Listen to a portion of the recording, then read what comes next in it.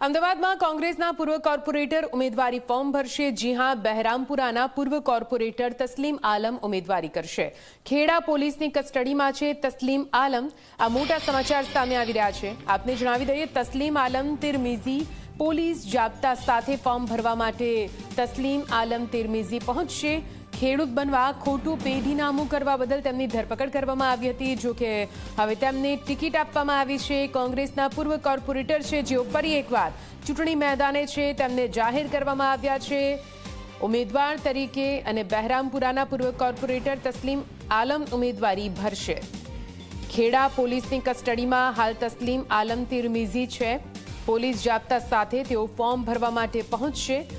આપને જણાવી દઈએ, ખેડૂત બનવા માટે તેમણે ખોટું પેઢીનામું કર્યું હતું અને તેને લઈને જ કડક કાર્યવાહી કરતા તેમની ધરપકડ કરી લેવામાં આવી હતી। વધુ માહિતી સાથે સંવાદદાતા નચિકેત જોડાઈ ગયા છે।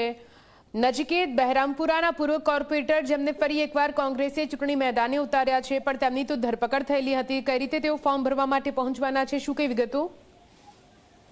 નિધિ, જો વાત કરવામાં આવે તો 2 દિવસ પહેલા જે અમદાવાદના બહેરામપુરાના પૂર્વ કોર્પોરેટર તસ્લીમ તિરમિઝીની એ રીતે ખેડા ક્રાઇમ બ્રાન્ચ દ્વારા તેમની ઓફિસેથી ધરપકડ કરવામાં આવી હતી। ત્યારબાદ ખેડા ક્રાઇમ બ્રાન્ચની ટીમ નડિયાદ લઈને આવી હતી અને કપડવંજ કોર્ટમાં તેમને હાજર કરવામાં આવ્યા હતા। 26 વર્ષ જૂના જમીન કેસમાં તેમની ધરપકડ કરવામાં આવી છે। બોગસ પેઢીનામુંના આધારથી લઈ અને ધરપકડ કરવામાં આવી છે। હાલ અત્યારે કપડવંજ કોર્ટ દ્વારા તેમને ચૂંટણી ફોર્મ ભરવા માટેની મંજૂરી માંગવામાં આવી હતી અને કપડવંજ કોર્ટે તેમને મંજૂરી આપી છે। હાલ અત્યારે ખેડા ક્રાઇમ બ્રાન્ચની ટીમ તેમને લઈ અને અમદાવાદ જવા માટે નીકળી છે અને હાલ અત્યારે કયા પક્ષમાંથી ફોર્મ ભરશે તે હજુ સુધી સત્તાવાર જાણવા નથી મળ્યું, પરંતુ તેમને તે ફોર્મ ભરવા માટે તેમને કોર્ટે મંજૂરી આપી છે ને હાલ અત્યારે ખેડા ક્રાઇમ બ્રાન્ચની ટીમ તેમને અમદાવાદ લઈ જવા માટે રવાના થઈ છે।